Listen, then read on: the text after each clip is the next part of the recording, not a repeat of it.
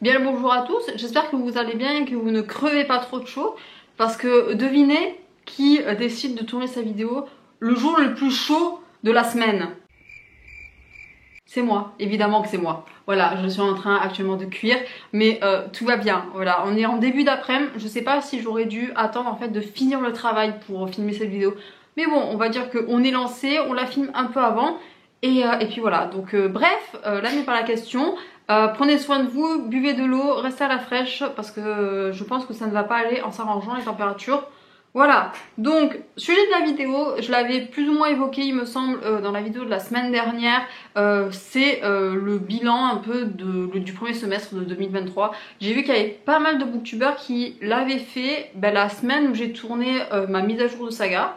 Donc comme quoi, voilà, les grands esprits se rencontrent, n'est-ce pas? Et du coup, je me souviens jamais du nom de ce tag, je l'ai noté quelque part, parce que c'est le Mid-Year Freak Out... pas du tout. Mid-Year Book Freak Out Tag. Donc voilà, je vais vous présenter mes lectures, en tout cas via des questions sur le premier semestre de l'année 2023. Je compte juillet parce que j'ai la flemme de le mettre en dehors, même si bon, il n'y a pas vraiment de... Je pense pas que je m'en suis servi pour mon tag. Mais en tout cas, alors actuellement, je suis à 35 livres lus. Mais tenez-vous bien, dans ces 35 livres lus, j'ai 22 mangas. Voilà. Je crois que c'est l'année, il me semble, où je lis le plus de mangas. Alors après, j'ai repris IQ, ce qui fait que c'est normal que ça penche énormément dans la balance, vu que j'ai lu juste les 10 premiers tomes actuellement. Et d'ici la fin de l'année, je pense que j'en aurai lu 10 de plus. Donc voilà, ça joue beaucoup, IQ, ça pèse énormément. Donc voilà, et après évidemment j'ai un mois de creux qui est le mois d'avril, parce que pour ceux qui ne le savent pas, je suis partie un mois au Japon. D'ailleurs si ça vous intéresse, j'ai fait une vidéo sur mon voyage, donc si vous êtes nouveau ou que vous ne l'avez pas vu, je vous la laisse dans le petit i qui est quelque part par là. Donc voilà, si vous avez des questions tout ça, n'hésitez pas. Mais c'est vrai que du coup pendant le mois d'avril, j'ai pas lu. Voilà, je n'avais pas le time en fait pour lire. J'avais pris avec moi Capitale du Sud que j'ai lu, je crois que je l'ai commencé dans l'avion de l'aller et j'ai dû le finir dans un Shinkansen. Quelque chose comme ça, donc c'est le seul et unique livre que j'ai lu. J'avais amené d'autres livres avec moi au Japon mais je ne les ai même pas regardés. Donc voilà actuellement où j'en suis pour les 6 premiers mois de l'année. Écoutez, moi je suis plutôt contente. Après bon, il y en a qui lisent beaucoup plus de romans. Moi pour le coup j'ai privilégié beaucoup les mangas cette année. Et puis voilà. Donc c'est pas une compétition.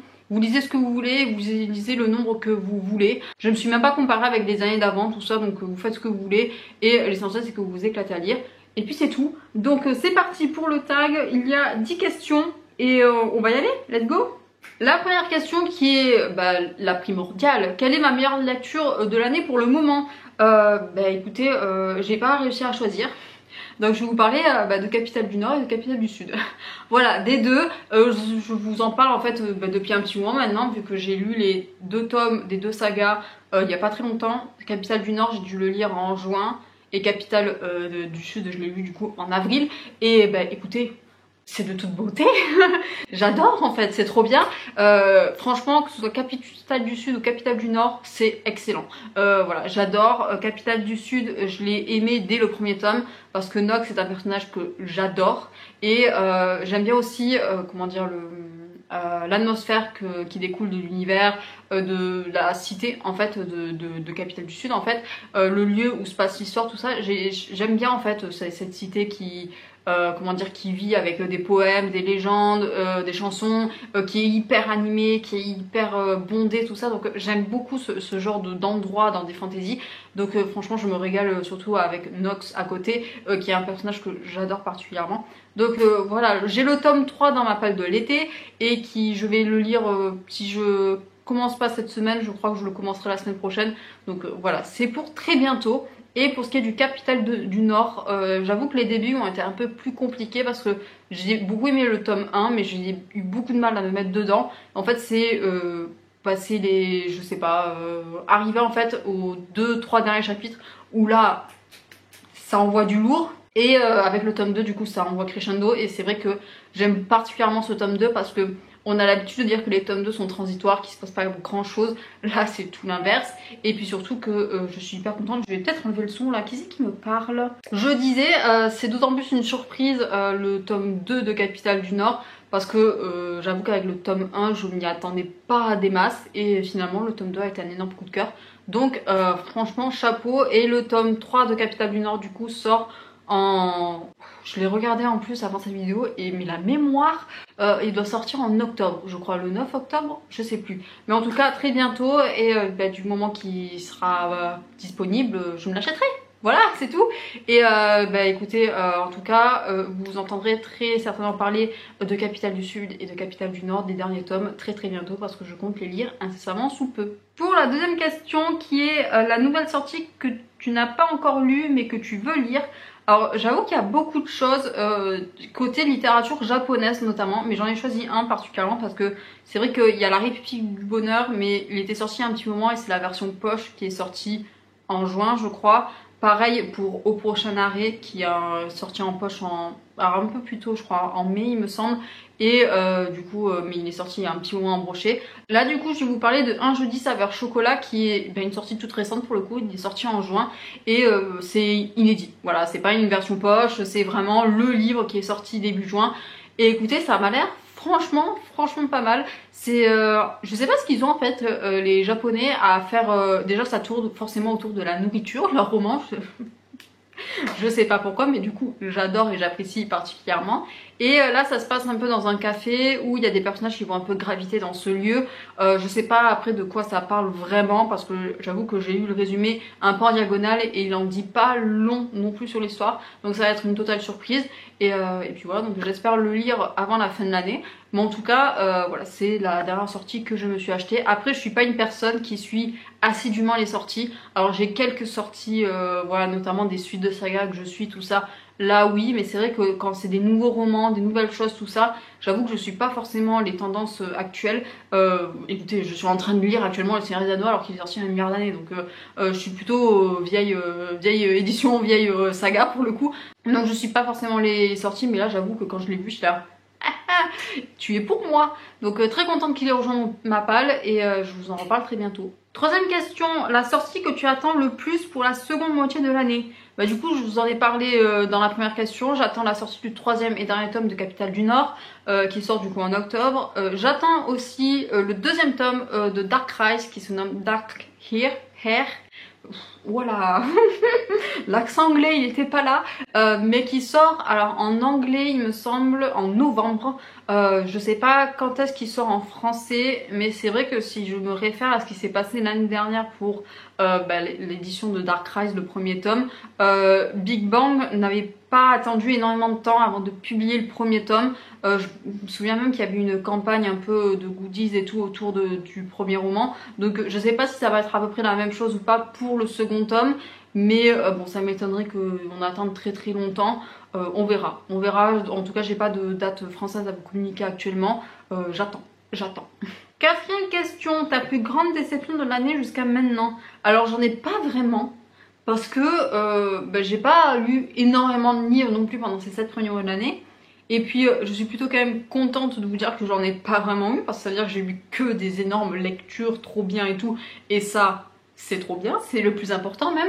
Mais quand j'ai regardé quand même tous les livres que j'avais lus pendant les 7 premiers mois de l'année, il y avait quand même un livre un peu en dessous des autres. Je vous parlais du coup rapidement, c'est pas tellement un livre, c'est plutôt un artbook qui se nomme Ensemble. Alors en fait c'est l'édition, c'était une page en dessin et une autre page en roman. Et si les dessins tout ça, il n'y a rien à redire. Franchement, en tout cas si j'ai acheté cet artbook, c'était la Icône si je me souviens bien. Voilà, c'était pour vraiment soutenir l'artiste en lui-même parce que j'avais beaucoup aimé ses dessins et je les aime toujours autant. Mais je trouve quand même que la partie roman, la partie écriture en tout cas pêche un peu, pêche même beaucoup à mon sens. Donc voilà, je pense que j'en attendais beaucoup trop du point de vue écriture alors que je pense que c'est pas censé être un énorme roman de littérature, tout ça, donc c'est normal, voilà, que ce soit pas aussi poussé que je l'aurais peut-être voulu, donc voilà, j'en ai trop attendu, je pense, donc bon, en tout cas, si vous êtes curieux, je vous invite à regarder les écrits et les dessins de la personne, voilà, donc je regrette pas non plus de me l'être acheté, loin de là, mais voilà, c'est vraiment le livre qui est un peu en deçà de tous les autres, donc voilà, je le cite, mais c'est pas non plus une énorme déception, voilà, j'ai quand même bien aimé ma lecture. 5e question, ta plus grande surprise de l'année? Alors j'avoue que quand j'ai regardé du coup tout ce que j'avais lu, ben, je pensais pas que Ida Mariga Kikoelu, je l'avais commencé cette année, je pensais que je l'avais commencé bien avant. Alors je pense que mes souvenirs sont un peu mélangés parce que j'ai commencé à le lire en scan en anglais sur internet, donc c'est vrai que je connaissais d'avant le nom. Mais ma lecture vraiment en tant que telle, vraiment où j'ai commencé le manga avec l'édition française et tout, ça date de janvier ou février. Et ben franchement, ben, c'est ça ma plus grosse surprise de l'année, c'est Ida Mariga Kikoelu, parce que c'est une bombe atomique en fait, je m'y attendais tellement pas, c'est trop bien. Ça a renversé mon cœur, franchement les deux personnages, que ce soit Kohei et je sais plus comment il s'appelle, Tadashi il me semble, je sais plus, voilà, gros trou. Mais en tout cas ces deux personnages là sont extraordinaires de partout en fait, ils sont tellement humains, ils sont tellement attachants, ils font vraiment vibrer le cœur quoi, et je me suis tellement attachée à eux. C'est Taishi le nom, c'est pas du tout Tadashi, voilà, quand même je l'avais donc franchement je vous invite fortement à regarder, enfin à vous intéresser à la version manga. Il me semble qu'il y a une version drama, si vous êtes plus intéressé par le monde de série, tout ça, peut-être que ça peut plus vous intéresser que la version papier, mais en tout cas voilà, vous avez plusieurs formats pour le découvrir. En tout cas c'est très très chouette, voilà, ça parle d'une relation entre deux étudiants dont l'un qui est malentendant slash sourd. Voilà, c'est leur relation qui va se faire, les problèmes qui vont se dresser sur leur route. Voilà, en plus de tout, de la relation MM, il y a quand même énormément de choses qui se passent à côté via notamment Kohei et son handicap. Donc voilà, c'est un message à la tolérance, je trouve, à voilà comment ça se passe dans la société actuellement. Bon alors c'est plus côté Japon, je sais pas si c'est la même chose en France, mais voilà, des difficultés qu'on peut rencontrer quand on est une personne malentendante, et je trouve ça hyper intéressant. Voilà, c'est pas que de l'amour, c'est vraiment énormément de choses qui gravitent à côté des deux personnages. Donc franchement, je suis que joie et que amour pour ce manga. Donc c'est la grosse surprise franchement de cette année, et je suis pas contente de vous en parler. Donc voilà, j'attends la suite avec impatience. Je suis actuellement à jour là, j'attends le tome 2 au fil des saisons quoi. Donnez-le moi quand vous voulez et je serai là. La 6e question, ton nouvel auteur favori? Alors j'avoue que quand j'ai visualisé la vidéo de l'année dernière pour savoir plus ou moins ce que j'avais répondu, je vous parlais du coup de Brandon Sanderson et de Pierre Pével, comme quoi c'était extraordinaire et c'était trop bien. Et j'ai pas d'auteur là en tête qui me vient comme Brandon Sanderson ou Pierre Pével, mais je vais quand même vous parler de Franck Tillier, parce que je l'ai découvert cette année avec le manuscrit inachevé, et ça me tenait à cœur de vous en parler parce que jusqu'à présent je ne lisais qu'un auteur de thriller, c'était Donato Carrisi. C'est mon dieu du thriller, voilà, je ne lisais que lui, parce qu'à chaque fois que je finis un de ses livres, je suis plus bas que terre, je suis en mode PLS, je suis en mode le monde me veut du mal, je ne crois plus en l'humanité. Voilà, vous voyez dans quel état je suis ou pas? Donc je cherchais vraiment très très fort un autre auteur qui puisse me mettre dans cet même état là, parce que c'est ce que je souhaite quand je lis un thriller. Voilà, il y en a qui me diront qu'elle a un pet au casque, cette fille, c'est pas grave, voilà, je suis comme ça, quand je veux lire un thriller, il faut que je sois plus bas que terre à la fin. Et j'ai réussi à retrouver un peu quand même ce sentiment avec Franck Tillier, pas exactement le même, mais il m'a quand même ouvert des vannes sur d'autres émotions. C'est-à-dire que franchement, je ne pouvais plus le lâcher son livre. C'était extraordinaire. Je veux dire, mon copain venait me chercher à 1 h du matin parce que je n'avais pas réussi à fermer le livre. Voilà, je disais à chaque fois un chapitre de plus. Et ben le temps qui se tourne, et ben j'avais lu déjà 3 chapitres. Voilà, c'était comme ça, et ça faisait longtemps que je n'avais pas eu un sentiment autant de, comment dire, d'urgence, de frénésie vraiment, et c'est ce qu'il inculque en fait à la fin de ces chapitres, c'est qu'à chaque fois ça se termine un peu sur un suspense où ça vous donne juste envie de lire la suite, et c'est juste impossible à lâcher comme bouquin. Et donc c'est pour ça que je le mets en avant, parce que c'était vraiment ce que j'escomptais quand j'ai commencé à lire Franck Tillier, quand j'ai voulu le découvrir, c'était vraiment avoir un sentiment un peu similaire à ce que j'avais quand je lisais du Donato Carrisi. et j'ai retrouvé quand même plus ou moins la même chose, donc je suis hyper contente. Je lirai voilà, d'autres œuvres de cet auteur là très bientôt, pas cet été parce que j'ai envie de passer un été tranquille sans avoir à me demander si mon voisin de train veut me tuer ou pas. Voilà, donc on va être tranquille cet été, pépouze, sans stress, tout va bien se passer. Donc voilà, je vais attendre un peu voilà, la rentrée cet hiver avant de me lire un autre Frontilier, mais en tout cas je suis hyper contente de l'avoir découverte. Donc bon, je peux pas dire que ce soit mon nouvel auteur favori parce que j'ai lu qu'un livre de lui, donc ça serait un peu voilà, présomptueux je pense. Il faut que voilà, je lise d'autres livres de l'auteur pour vraiment juger, mais en tout cas je pense que depuis ces 7 premiers mois de l'année, c'est l'auteur qui m'a vraiment subjuguée, qui m'a vraiment mis voilà, là les étoiles dans les yeux, dans le cœur, tout ça, donc franchement très très contente. Septième question, ton nouveau perso favori? J'ai pas pu choisir là.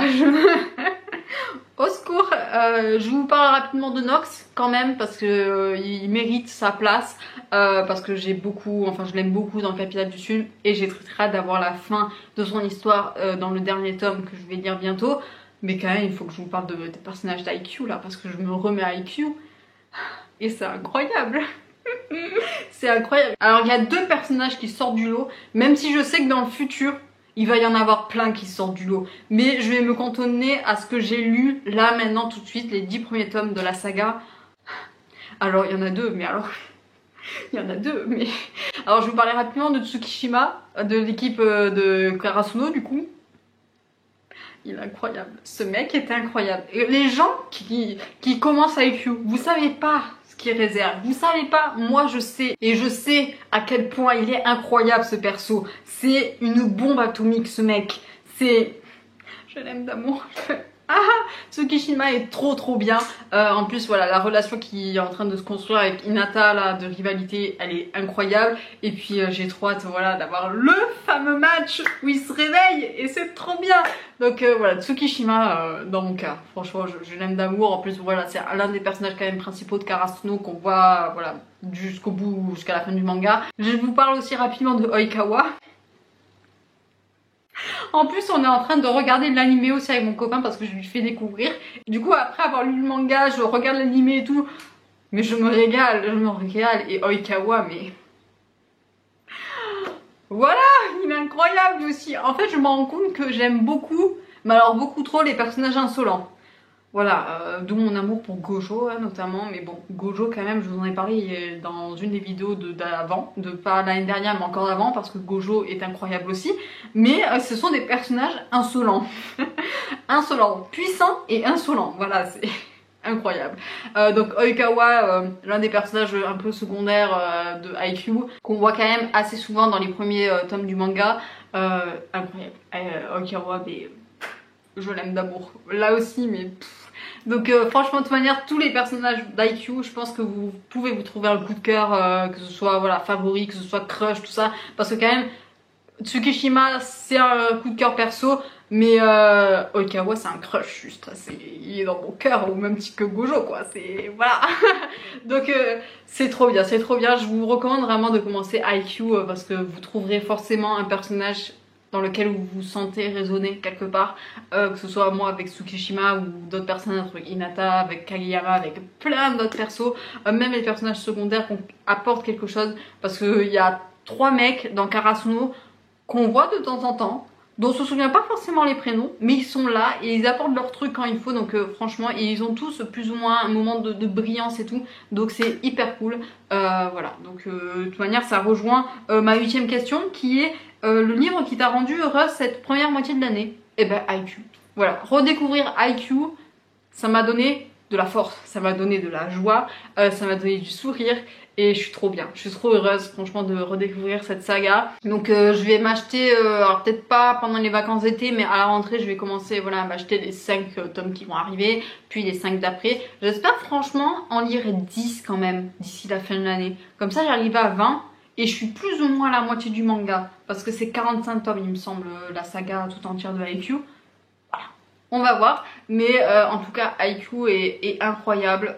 Si vous voulez pas l'investir dans les mangas, vous avez la version animée qui est disponible. Alors je sais pas jusqu'à quand va la version animée. Je sais plus à quel tome elle s'arrête, mais je pense que vous avez quand même beaucoup de marge vraiment avant d'avoir arrivé à la fin du manga. Il y a 2 films de prévus il me semble pour clôturer justement la version animée, donc je sais pas quand est-ce qu'ils sortent, je n'ai pas de news. Après j'ai pas tellement non plus cherché, mais voilà, IQ incroyable, donc avec mes persos favoris et avec la saga qui me donne de la joie. Deuxième question, le livre qui t'a fait pleurer cette première moitié de l'année.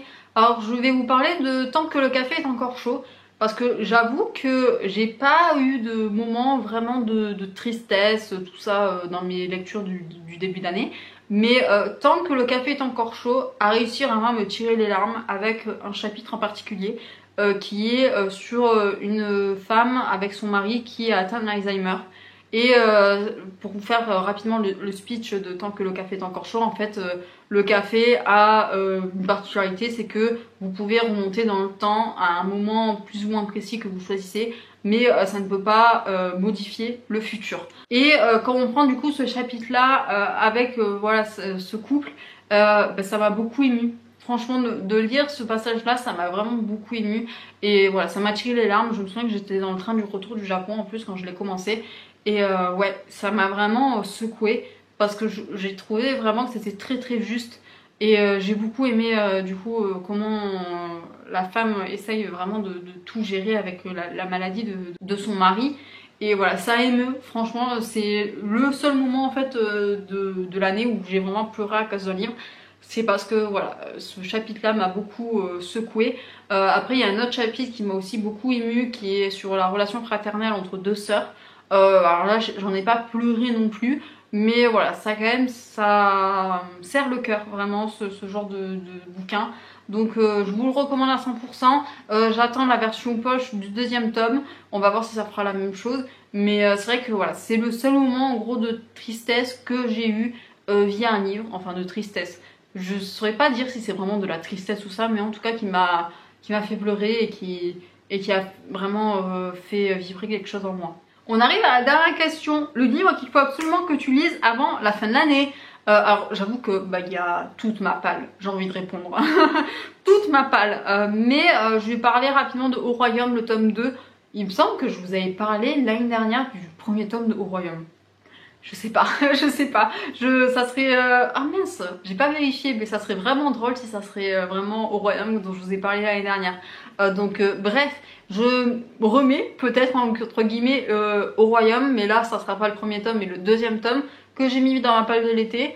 Voilà, je souhaite vraiment le lire beaucoup parce que le tome 1 a été un énorme coup de cœur et que je veux avancer petit à petit dans la saga et me mettre petit à petit à jour. Voilà, me mettre un coup de pied un peu aux fesses. Je sais pas trop où ça en est la version poche comparée à la version brochée. Je ne suis pas trop renseignée. Mais bon, voilà, arriver petit à petit à rattraper mon retard, ça serait franchement pas mal. Et puis voilà, découvrir ce que deviennent certains persos parce qu'il y en a 2 ou 3 vraiment qui m'ont tapé dans l'œil. Et j'ai vraiment hâte de voir ce qu'ils vont devenir en fait. Donc j'espère rapidement vous en parler vu que je l'ai mis dans ma palle de l'été. Donc le but quand même c'est que je le lise cet été, n'est-ce pas? Donc on va voir si je le temps au mois d'août, sinon ça sera au mois de septembre. Mais il va y passer cette année, j'ai obligé. Et puis c'est tout. Donc je crois que je suis arrivée aux dernières questions. Ouais. Donc voilà, c'est fini. Ça va être tout pour cette vidéo, j'espère que ça vous aura plu. N'hésitez pas à me partager du coup via les questions ou non les livres qui vous ont transcendé ou au contraire qui vous ont déçu de l'année. Voilà, je suis très curieuse de le savoir. Et n'hésitez pas à me faire des recommandations, tout ça. Moi je suis très contente de voir certaines idées de lecture, tout ça. Donc écoutez, j'espère que la vidéo vous aura plu. N'hésitez pas du coup à commenter. Sur ce, je vais vous laisser. Je vous souhaite tous une très belle journée, un très bon week-end, une très belle soirée, ainsi de suite. Et bien évidemment d'excellentes lectures. Bye bye!